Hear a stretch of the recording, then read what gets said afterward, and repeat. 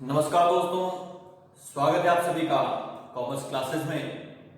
मेरा नाम पुखराज पुरोहित है और आज हम सैंपलिंग के टॉपिक में जो यादृच्छिक रूप से प्रतिचयन की जो विधियां पढ़ रहे हैं उसी कड़ी में आज हम नेक्स्ट जो पॉइंट पढ़ने वाले हैं वो चौथा है गुच्छ प्रतिचयन और पांचवा है बहुचरणीय प्रतिचयन। और इन्हीं दो विधियों के साथ में हमारी जो यादृच्छिक रूप से प्रतिचयन की जो विधि है वो यहाँ पे पूरी हो जाएगी। उसके बाद हम देखेंगे गैर यादृच्छिक प्रतिचयन की विधियां कौन कौन सी होती हैं और उनके ऊपर हम विस्तार से चर्चा करेंगे। तो देखिए, चौथी विधि जो है वो गुच्छ प्रतिचयन की विधि है। क्या होता है गुच्छ प्रतिचयन? तो इस विधि के अनुसार समष्टि को कुछ सुनिश्चित गुच्छों में या उपवर्गों में विभाजित करके उन उपवर्गों का सरल यादृच्छिक प्रतिदर्श चुना जाता है। क्या किया जाता है कि जो समुदाय है, जो समष्टि है, उस सारी एक समष्टि को छोटे छोटे टुकड़ों में बांट दिया जाता है, जिसे हम उपवर्ग या गुच्छे कहते हैं। ठीक है, अब उसी गुच्छों में से यादृच्छिक रूप से किसी एक गुच्छे का चयन किया जाता है प्रतिचयन के रूप में, सैंपल के रूप में। इसी प्रकार चयनित गुच्छों की सभी इकाइयों को प्रतिदर्श में शामिल कर दिया जाता है। महत्वपूर्ण बात यहां पर है कि जो यहां पर गुच्छे बनाए जाते हैं, गुच्छों का मतलब है कि जितनी भी कुल इकाइयों का जो समुदाय है वो सारे समुदाय में से थोड़ी थोड़ी इकाइयों का एक वर्ग बना दिया जाए, उपवर्ग बना दिया जाए, समूह बना दिया जाए। छोटे छोटे समूह जो होते हैं उन्हें गुच्छे कहते हैं। और जो गुच्छा हम यादृच्छिक रूप से चयनित करते हैं, उस गुच्छे में जितनी भी इकाइयां होती है वो सारी इकाइयां सैंपल के रूप में, प्रतिचयन के रूप में काम में ली जाती है। तो ये विधि होती है गुच्छ प्रतिचयन विधि। बहुत ही आसान है और यदि इसके संबंध में कोई क्वेश्चन आता है तो हम आसानी से पता लगा सकते हैं कि यह प्रतिचयन की विधि गुच्छ प्रतिचयन विधि है। इसके देखिए गुण में कहता है कि समय, श्रम और व्यय की बचत होती है, क्योंकि हम संपूर्ण इकाइयों में से जितनी भी इकाइयां होती है उनको गुच्छों में बांट देते हैं और उसमें से एक सैंपल लेते हैं जिसमें बहुत सारी इकाइयां हम सैंपल के रूप में आसानी से ले सकते हैं। तो यहां पर हमें समय, श्रम और खर्च में बचत होती है। लेकिन इसका दोष क्या है?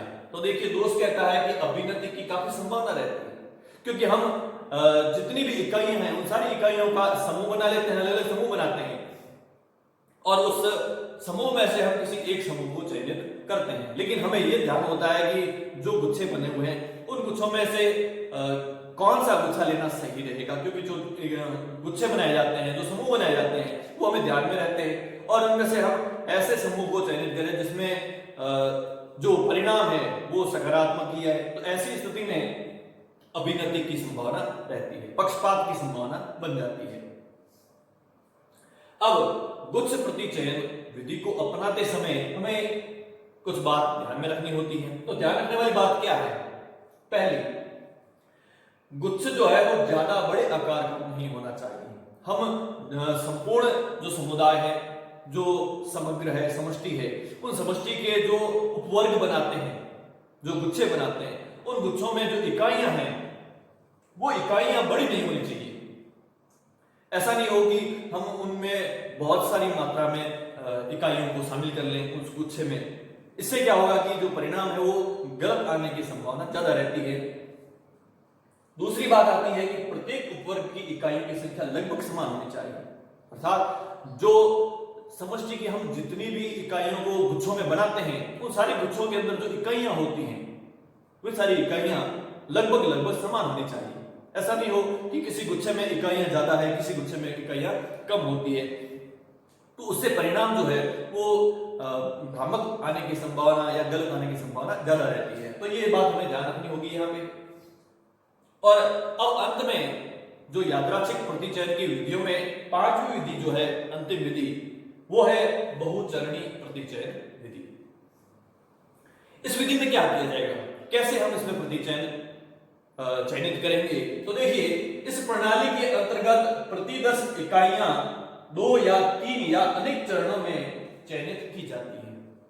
क्या मतलब हुआ इसका कि इस विधि में हम जो सैंपल लेते हैं वो किसी एक बार में ही सैंपल नहीं लिया जाता है।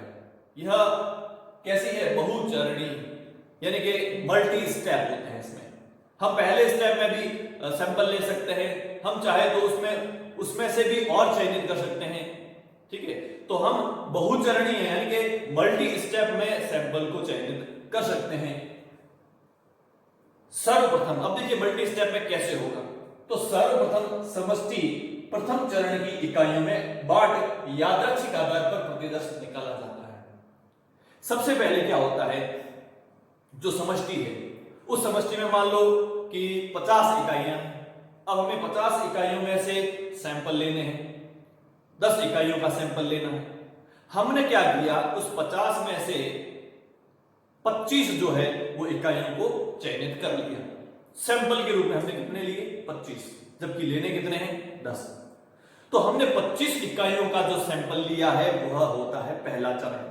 क्या कहा गया है यहां पर, सर्वप्रथम समष्टि के प्रथम चरण की इकाइयों को बांटकर यादृच्छिक आधार पर प्रतिदर्श निकाला जाता है। 50 में से हमने किसी 25 इकाइयों को चयनित करके निकाला।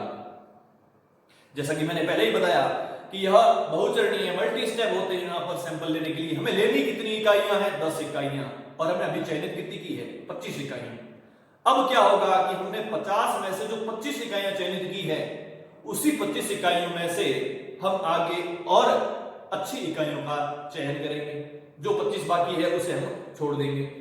तो यहां पे आगे कहा जाता है फिर उन इकाइयों में से, उनका मतलब जो हमने 25 इकाइयों का चयन किया है, उन इकाइयों में से दूसरे चरण में जो सेकेंड स्टेप होगा उसमें उप प्रतिदर्श चयनित होते हैं। अब 25 में से भी हम और इकाइयों का चयन करेंगे। हो सकता है कि हम उसमें से 10 इकाइयां सीधी चयनित कर ले, ये भी हो सकता है उस 25 में से हम 15 इकाइयों का ही चयन करें, जबकि हमें चाहिए थी 10। अगर हमें उस 25 में से सीधी 10 इकाइयां अच्छी मिल जाती है तो हम 10 इकाइयों का चयन करके वहां पे प्रतिदर्श की प्रक्रिया को समाप्त कर लेंगे। लेकिन जैसा कि मैंने पहले भी बताया कि 2 या 3 या अनेक चरणों में हो सकता है, तो हम 25 इकाइयों में से 15 इकाइयों का यदि चयन करते हैं तो 15 के बाद में उस 15 में से फिर 10 इकाइयों का चयन होगा। तो इस प्रकार जब तक हमें जिन इकाइयों को प्रतिदर्श के रूप में लेना है शुद्ध प्रतिदर्श नहीं मिल जाते, तब तक हम चयनित इकाइयों में से और अगली इकाइयों का चयन करते जाते हैं। तो एक बार जो हमने प्रतिदर्श चयनित किया और उसी में से और छांट करके हमने और प्रतिदर्श के रूप में इकाइयों को चयनित किया, तो बार बार हम प्रतिदर्श चयनित इकाइयों में से और उप प्रतिदर्श चयनित करते हैं। उस प्रक्रिया को कहते हैं बहुचरणीय प्रतिचयन। समझ में आ गई होगी बात आपको कि हम एक बार जो समष्टि में से इकाइयों का चयन करते हैं और उस चयनित इकाइयों में से हम और इकाइयों का चयन करते हैं, शुद्ध प्रतिचयन करने की कोशिश के लिए हम उनमें से दूसरी इकाइयों का चयन करते हैं। इस प्रकार चयनित इकाइयों में से बार बार जब अगली इकाइयों का चयन होता है तो वह अलग अलग चरणों में होता है, मल्टी स्टेप में होता है, उसी को हम बहुचरणीय प्रतिचयन कहते हैं। आगे देखिए कि दूसरे चरण में उप प्रतिदर्श चयनित होते हैं। फिर आवश्यकता हो तो, जैसा कि मैंने बताया कि हमें अगर 25 में से 10 इकाइयां मिल जाती है जो हमें सैंपल के रूप में लेनी है तो हम 10 इकाइयों का चयन कर लेंगे। लेकिन यदि हमें ऐसा लगे कि नहीं 10 इकाइयां सीधी नहीं मिल रही है तो हम 15 इकाइयों का चयन करेंगे। तो यहां पर कहा गया है कि आवश्यकता हो तो तीसरे और चौथे चरण पर भी हम उप प्रतिदर्श जो है वो चयनित कर सकते हैं। तो ये होती है विधि आपकी बहुचरणीय प्रतिदर्श विधि। अब देखिए इसकी गुण क्या है। सबसे पहले यह विधि अधिक लचीली है, फ्लेक्सिबल है। सिंपल सा है कि हमने 50 में से कितनी इकाइयों का चयन किया, 25 इकाइयों का। 25 में से भी हमने 15 का किया, 15 में से हमने 10 का किया। मतलब हम एक बार में फाइनल नहीं कर रहे हैं कि हमारे सैंपल के रूप में इकाइयां प्रयोग होगी। हम चाहे तो उसमें से भी और थोड़ी इकाइयों का चयन कर सकते हैं, बाकी इकाइयों को छांट सकते हैं। तो ये विधि कैसी है, लचीली विधि है। स्थायी नहीं है कि हमने एक बार जो प्रतिदर्श चुन लिए हैं वो स्थायी रहेंगे, ऐसा नहीं है। यहाँ पर हम उनमें से भी जो है आवश्यक रूप से अन्य इकाइयों का चयन भी कर सकते हैं। दूसरी बात ये लागत और समय कम लगता है। ठीक है, जो सब में विशेषताएं होती हैं कि इसमें लागत और समय कम लगता है, क्योंकि हमें इसके लिए कोई विशेष योग्यता वाले व्यक्तियों की आवश्यकता नहीं होती है।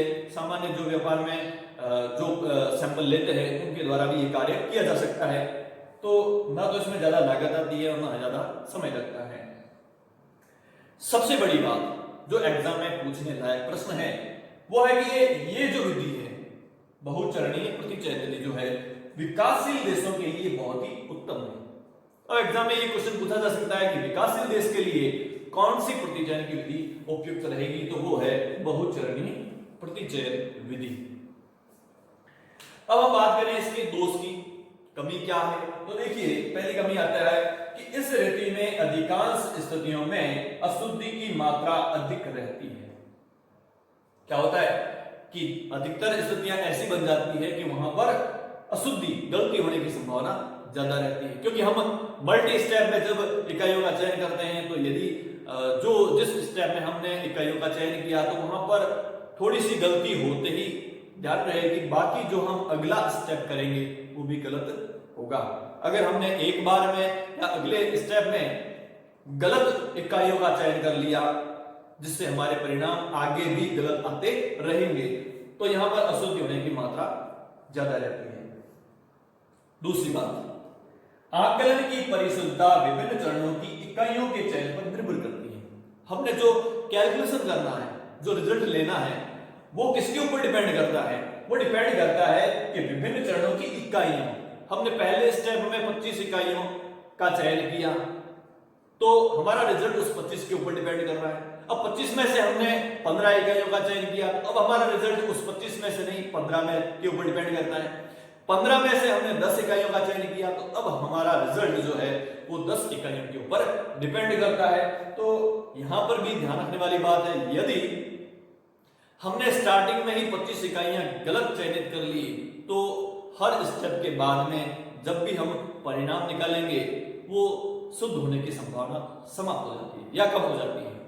लेकिन अगर हमने जो चयन की है, इकाइयां चयनित की है, वो सही इकाइयों का चयन किया है तो परिणाम भी बिल्कुल शुद्ध प्राप्त होंगे। तो ये होता है हमारा बहुचरणीय प्रतिचयन। और इसी के साथ में हमारा जो प्रतिचयन की पहली विधि है यादृच्छिक रूप से प्रतिचयन करना, वो विधि यहाँ पे समाप्त हो जाती है। नेक्स्ट हम आगे बढ़ेंगे गैर यादृच्छिक रूप से प्रतिचयन करना। यादृच्छिक में तो हम कहीं से भी कोई भी इकाई का चयन कर लेते हैं, लेकिन गैर यादृच्छिक का मतलब हुआ कि अब हम जो अगली विधि पढ़ने वाले हैं वहां पर रैंडमली नहीं होगा, यादृच्छिक रूप से नहीं होगा, हम अपने वहां पर अभिनति की स्थिति रहेगी। जो हम यहाँ बात कर रहे हैं ना कि अभिनति हो जाती है, पक्षपात हो जाता है, तो यहां पर हम पक्षपात नहीं करके प्रतिचयन करने की कोशिश करते हैं। जबकि गैर यादृच्छिक में क्या होगा कि हम खुद पक्षपात करते हैं, अर्थात वहां पर विधि ही ऐसी है कि जहां पर हमें अपने हिसाब से ही प्रतिचयन करना होता है। तो हम उसके बारे में विस्तार से पढ़ेंगे। तो यहां पर हमारी यह पहली विधि समाप्त हो जाती है, आप इसका स्क्रीनशॉट ले सकते हैं। और एक बात, जैसा मैं पहले भी कहते आ रहा हूं कि इन्वेस्टिगेटर एग्जाम की डेट आ चुकी है और एग्जाम नजदीक आ रहे हैं, तो जितने भी स्टूडेंट इन्वेस्टिगेटर एग्जाम की तैयारी कर रहे हैं, इस वीडियो को आप ज्यादा से ज्यादा शेयर करें ताकि जितने भी स्टूडेंट हैं जो तैयारी कर रहे हैं उन तक ये वीडियो पहुंच पाए और उन सभी स्टूडेंट को इसका फायदा मिल सके। यदि ये वीडियो सभी स्टूडेंट को मिल पाएगा और वो उसका फायदा उठा पाएंगे तो ही मेरी मेहनत का लाभ मुझे मिल पाएगा। इसलिए आप इस वीडियो को ज्यादा से ज्यादा शेयर करें, लाइक करें और कमेंट भी करें ताकि मैं वीडियो में जो भी मेरे को बदलाव करना होगा तो मैं उसके आधार पर बदलाव करूंगा। तो इसका आप एक स्क्रीनशॉट ले सकते हैं। धन्यवाद।